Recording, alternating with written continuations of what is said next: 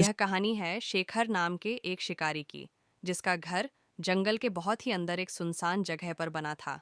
उसके घर से सटा हुआ ही एक गहरा और पुराना कुआं था, जो आसपास के सभी जीवों के लिए पानी का एकमात्र स्रोत था। उस कुएं का पानी इतना शीतल और मीठा था कि गर्मी के दिनों में दूर दूर से पशु पक्षी अपनी प्यास बुझाने के लिए यहाँ आते थे। पिछली बार खाली हाथ लौटा था, इस बार कुछ बड़ा शिकार हाथ लगना चाहिए। अब मैं जंगल में दूर क्यों भटकूं, जब शिकार मेरे घर के कुएं पर ही आते हैं। शेखर ने लालच से कुएं के मुहाने का निरीक्षण किया। जहां नमी के कारण घास थी, वहां उसने कंदमूल और हरी पत्तियां डालकर सावधानी से अपना मजबूत जाल बिछा दिया। फिर वो अपने घर के पीछे की खिड़की से छिपकर धैर्य से इंतजार करने लगा। कुछ देर बाद प्यास से बेहाल कछुओं का एक बड़ा समूह पानी पीने के लिए उस कुएं की ओर धीरे धीरे रेंगता हुआ आया। जैसे ही समूह के कछुए जाल पर पहुंचे, वह सक्रिय हो गए और उनके पैर शिकारी के जाल में बुरी तरह फंस गए। उस समूह का सबसे बुद्धिमान और अनुभवी कछुआ कच्छप, जो हमेशा अंत में चलता था, उसने यह दृश्य देखा। एक पल भी न गवाते हुए वह तुरंत मुड़ गया और पास की एक बड़ी चट्टान की ओट में जाकर छिप गया।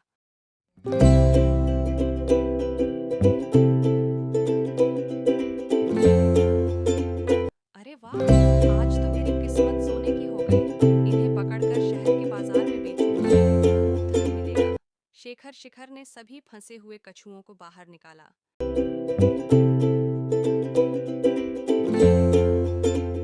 उन्हें एक मजबूत थैली में भरा और जल्दी से अपने घर के अंदर एक बड़े लकड़ी के बॉक्स में बंद कर दिया।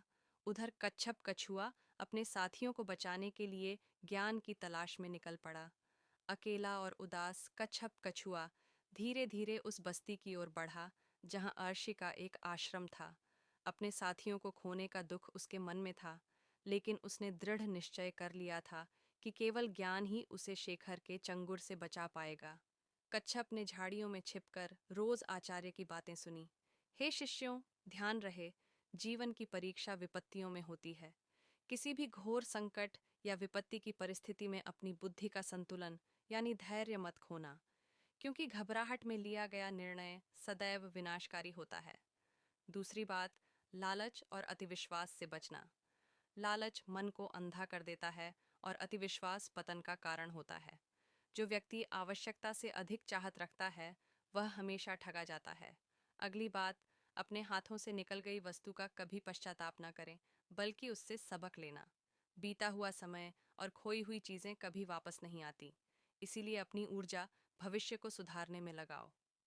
1 महीने तक लगातार ज्ञानार्जन करने और मनुष्य की बातें सुनने के बाद वह स्पष्ट रूप से बोलना सीख गया था, और उसने शेखर को उनके लालच की आग से निकालने की एक अनोखी योजना बना ली थी। ज्ञान प्राप्त करने के बाद कच्छप ने अपने साथियों को छुड़ाने का दृढ़ संकल्प लिया, और वह पूरी तरह जंगल के एक सूखे क्षेत्र की ओर रेंगता हुआ चला गया। इस बीच शेखर के घर में कैद कछुओं को बाजार भेजने के लिए अभी कुछ दिन बाकी थे। शेखर को अपने घर के कुएं से मिले शिकार से भी बड़ा लालच था, इसलिए उसने एक और नए शिकार की तैयारी की।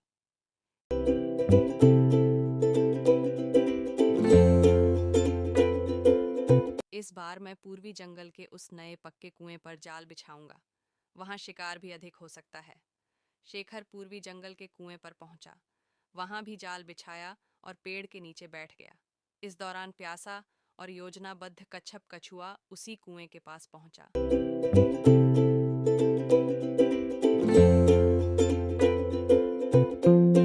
यही सही समय है, मुझे स्वयं शिकारी के जाल में फंसना होगा।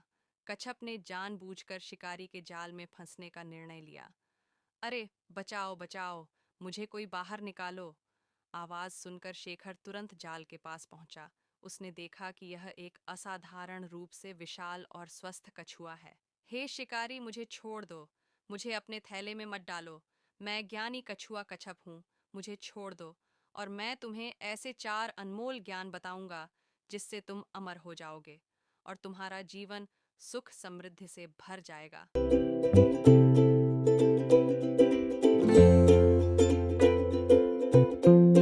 अमृता का नाम सुनते ही शेखर का विवेक शून्य हो गया। उसने तुरंत कच्छप को जाल से निकाला, लेकिन उसे एक छोटी सी टोकरी में बंद करके अपने घर की ओर चल दिया।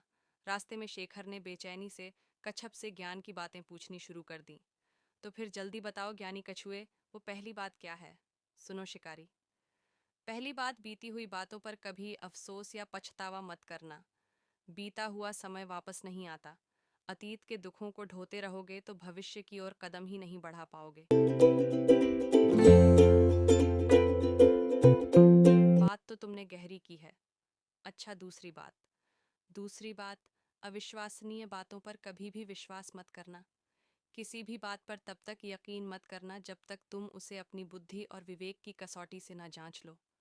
वाह, यह ज्ञान तो धन से भी बड़ा है। अब मुझे तीसरी बात बताओ। तीसरी बात, हाथ में वस्तु को मूर्खता के कारण कभी मत छोड़ना। जो चीज़ तुम्हारे अधिकार में है वह तुम्हारा सबसे बड़ा बल है। उसे लालच या लापरवाही से खोना सबसे बड़ी मूर्खता है। बहुत खूब ज्ञानी कछुए, तुम तो सच में ज्ञानी हो। अब मुझे अंतिम और चौथी बात भी जल्दी से बता दो, जिससे मैं अमर हो जाऊंगा। चौथी बात, यहाँ टोकरी में कैद रहकर नहीं बताई जा सकती। मेरे गुरु ने कहा था कि अमृता का ज्ञान केवल पूरी तरह स्वतंत्र होने पर और खुले आसमान के नीचे ही दिया जा सकता है। वह दोनों अब शेखर के घर के ठीक बाहर कुएं के पास पहुंच चुके थे। अमृता के लालच में शेखर ने अपनी सारी बुद्धि खो दी।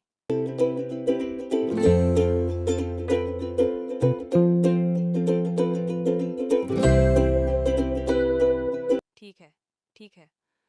अगर ऐसा है तो मैं अभी तुम्हें इस टोकरी से बाहर निकाल देता हूँ। शेखर ने टोकरी का ढक्कन खोला। कच्छप रेंगकर बाहर निकला और घर के बाहर रखे एक ऊंचे गोल पत्थर पर चढ़कर बैठ गया। अब बताओ, अब मुझे अमर कर दो। अंतिम बात बताने से पहले तुम्हें मेरे उन सभी साथियों को आज़ाद करना होगा जिन्हें तुमने घर के अंदर बक्से में बंद कर रखा है। यह अमृता के ज्ञान की अंतिम शर्त है। शेखर को लग